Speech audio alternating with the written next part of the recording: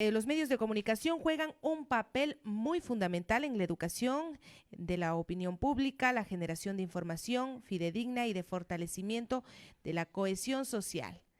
Además, la teoría de la democracia se sustenta sobre la idea de una democracia saludable, con una opinión pública bien formada y el trabajo que realizan los medios de comunicación en beneficio de la sociedad. Con esta premisa iniciamos la entrevista, Nicolás. Así es, saludamos a nuestro invitado, el doctor Mauricio Alarcón. Él es director de la Fundación Ciudadanía y Desarrollo y parte de la red de periodistas libres. Doctor, muy buenos días, bienvenido. Nicolás, buen día. Un saludo a quienes nos siguen a través de la señal de Mía. Aquí siempre a las órdenes.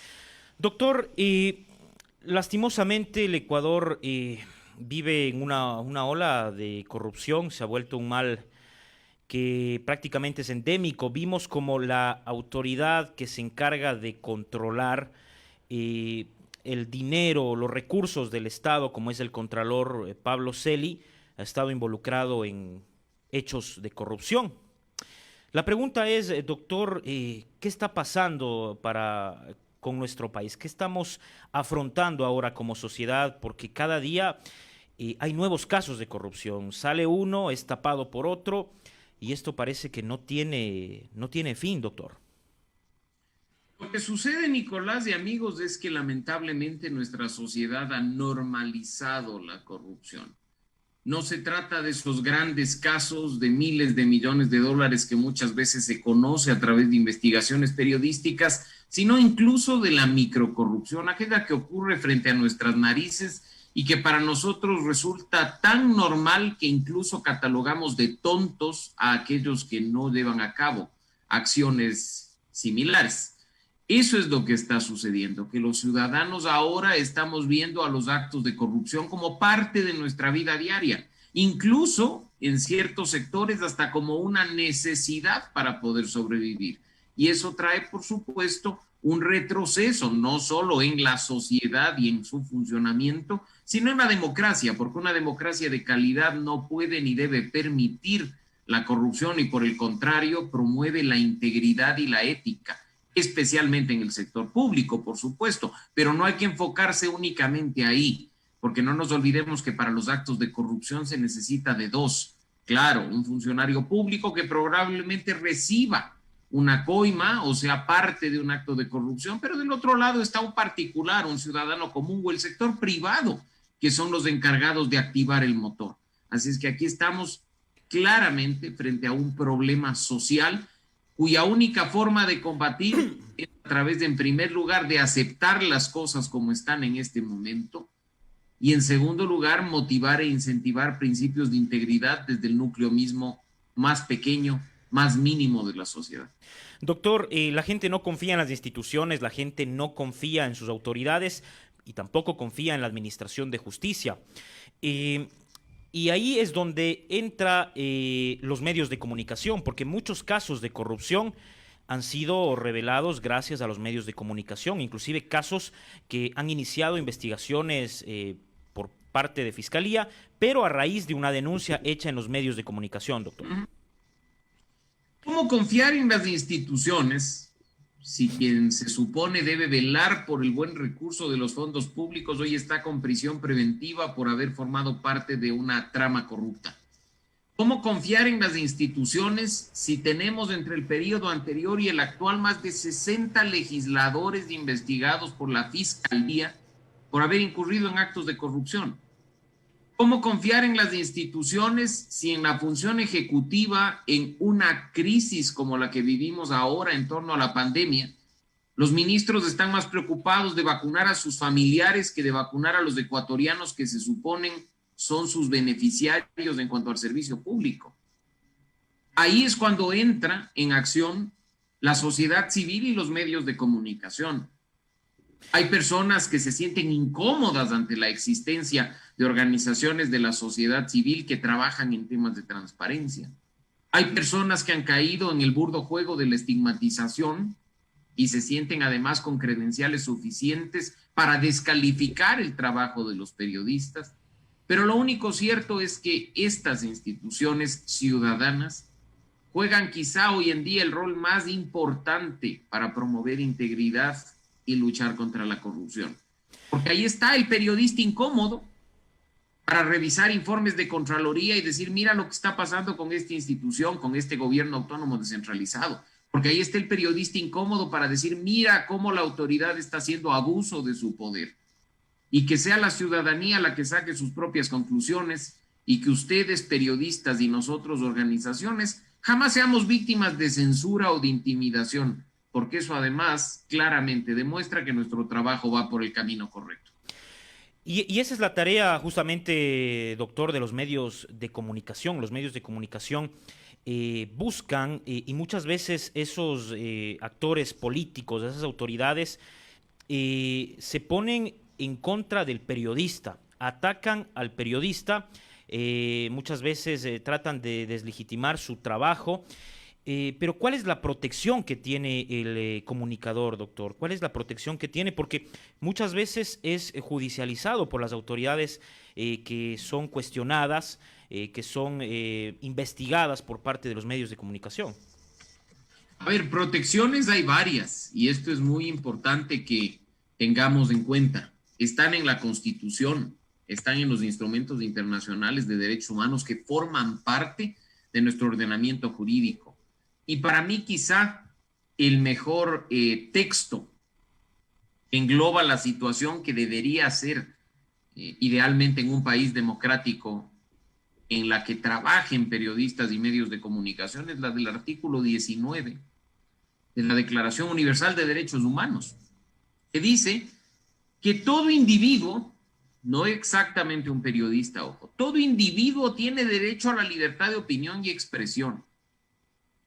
Pero lo más lindo que nos dice este artículo es que este derecho incluye el no ser molestado a causa de sus opiniones, el de investigar y recibir informaciones y opiniones, y el de difundirlas sin limitación de fronteras por cualquier medio de expresión.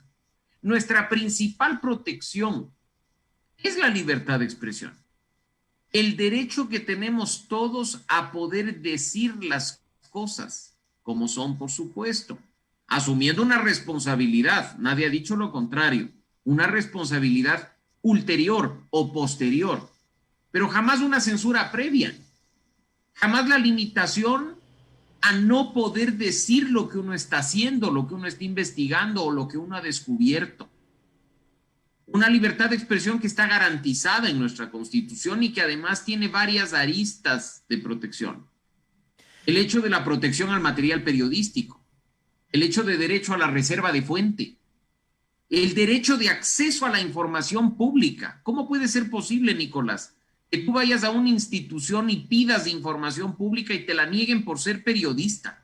Eso es un absurdo. Eso no está en ninguna ley ecuatoriana ni en ningún instrumento internacional. Los derechos tienen que ser garantizados por las autoridades sin excepción alguna para todos los ciudadanos. Nosotros, doctor, presentamos un caso, al principio arrancó con un audio en donde se involucraba a la vocal del Pleno del Consejo de la Judicatura, la doctora Maribel Barreno Belín, en donde un aparente familiar decía en este audio que él le hacía una llamada a su sobrina y que podían destituir jueces y fiscales. A partir de esta revelación, de este audio que nosotros pusimos en evidencia, la Fiscalía inició una investigación. Nosotros publicamos esa investigación.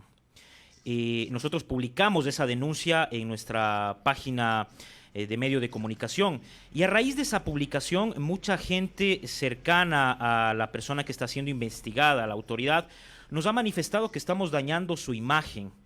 La pregunta es, ¿las autoridades están sometidas al escrutinio público, doctor? Es decir, no estamos hablando de el señor de la tienda que tuvo un accidente de tránsito y no es relevante para la sociedad. Estamos hablando de una autoridad del Estado que está atravesando por una investigación por un presunto caso de corrupción. Las autoridades, que además, ojo con este detalle, voluntariamente acceden a ser autoridades, aquellas que además voluntariamente deciden candidatizarse y son electas, están en la obligación de someterse al escrutinio público. Nosotros, los ciudadanos, somos quienes mandamos a esas personas. Se ha malinterpretado o se ha distorsionado el concepto de autoridad, creyendo que esto implica poder hacer lo que le venga en gana con total impunidad y sin opción para que la ciudadanía opine o diga lo que está haciendo. Además, las autoridades, como tienen a su mano el uso de la fuerza por distintas formas y por distintos canales, creen que tienen el deber de intimidar a aquel que está investigando. Creen que pueden estar asustando a los periodistas cuando les son incómodos. Y nada más alejado de la realidad. Porque las autoridades, de acuerdo con los estándares internacionales, están a un nivel más abajo que los ciudadanos comunes. Tienen que someterse con mayor fuerza al escrutinio público. Tienen que ser mucho más respetuosos y tolerantes a la crítica y a la opinión contraria. Tienen que estar permanentemente sometidos al escrutinio de la sociedad. Tratar de intimidar a través de mensajes o a través de terceras personas con el objetivo de silenciar o de frenar una investigación periodística es quizá de las formas más absurdas de censura. Sí, que la justicia actúe como corresponde, pero que los ciudadanos estemos informados a través de los medios de comunicación para evitar que precisamente esa justicia deje casos de corrupción en la impunidad. Si tuviéramos una justicia 100% independiente, quizá los medios de comunicación no cumplirían un rol tan importante como el que cumplen en estos momentos. Pero lo que ustedes hacen al informar lo que está sucediendo en ese mundo permite al menos que los ciudadanos presionemos por menor impunidad. Tuvimos el caso particular en la Amazonía, un periodista que cuestionaba mucho a la gobernación y él fue enjuiciado y fue procesado, inclusive pagó unos días de cárcel por aparentemente haber dañado la honra y la reputación del funcionario. Y eso de alguna manera atemoriza a otros periodistas y a otros comunicadores de poder vertir su opinión o de poder revelar ciertos hechos de corrupción por cuanto se judicializa el trabajo que hacen los medios de comunicación, doctor. Qué absurdo es que uno tenga que pagar con su libertad personal el haber dicho algo. Esto no es una opinión personal. Esto ya forma parte incluso de jurisprudencia del Sistema Interamericano de Derechos Humanos, que ha llegado a la acertadísima conclusión de que ningún derecho humano es mayor o menor que otro. Todos tienen el mismo nivel. Y que si bien es cierto, todos los hombres y mujeres de este mundo tenemos un derecho a la honra y a la reputación, una afectación a este derecho no puede bajo ningún concepto traer como consecuencia la pérdida de la libertad. Ya se ha dicho en múltiples sentencias que lo óptimo es resarcir el daño, sí, cuando este efectivamente se ha hecho, pero por la vía civil, no con la privación de libertad. Y no importa si es un día, o son 30 o son 3 años. No importa el tiempo que diga la sentencia. Aquí en Ecuador pensamos que hacíamos mucho degradando la injuria de delito a contravención y diciendo que pues ahora máximo vamos a estar detenidos 30 días si es que hemos afectado la honra de alguien. No deberíamos estar detenidos ni un día, porque es nuestro deber, además, respecto de las autoridades, como ya lo hemos dicho, hacer escrutinio público y decir las cosas como son. Y si tenemos que insultar, insultamos. Y no estamos aquí para que las autoridades sean rectoras de la moral de los ecuatorianos y nos digan qué insultos les ofenden y qué no, qué insultos afectan su honra y cuáles no, y que sobre pretexto de eso pretendan meternos a la cárcel.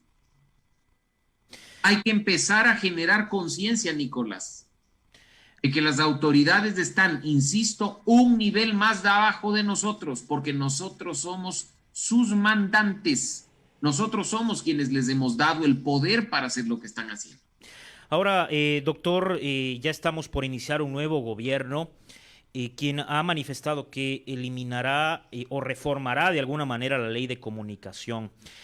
Quería preguntarle muy puntualmente qué le parece la ley de comunicación, qué necesita esta ley para darle a los periodistas de esa libertad de poder expresar sus ideas, de poder expresar sus opiniones sin tener algún tipo de sanción o algún tipo de problema. Pero también está el otro lado de quienes dicen que tiene que existir los derechos tanto de la persona que es cuestionada, tanto de la persona que recibe la opinión. ¿Qué le parece a usted de la ley de comunicación y qué reformas debe tener? La mejor ley es la que no existe. Esa es mi opinión personal. No creo que necesitemos leyes que regulen el ejercicio de derechos, sino que necesitamos leyes que garanticen el ejercicio de los derechos. Y hay una gran diferencia entre garantía y regulación, porque a través de la regulación, como ya hemos visto, podrían imponerte qué decir, qué leer, qué pensar, a través de qué medios de informarte. Por el contrario, si una ley garantizaría la libertad de expresión, traería, por ejemplo, obligaciones a las autoridades de rendir cuentas, de respetar la opinión crítica, de permitir que los medios de comunicación hagan su trabajo, que los periodistas puedan hacer cobertura sin necesidad de credenciales ad hoc, sin necesidad de premios o castigos por parte de la autoridad. La comunicación tiene que ser democrática e incluyente.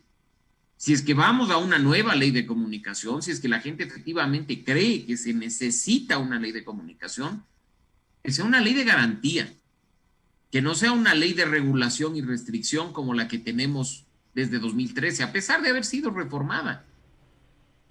La reforma sí dio de baja la superintendencia, que no era otra cosa que un tribunal al más puro estilo de la Inquisición, sí, dio de baja la hermosa forma de establecer una restricción al periodismo de investigación a través del linchamiento mediático.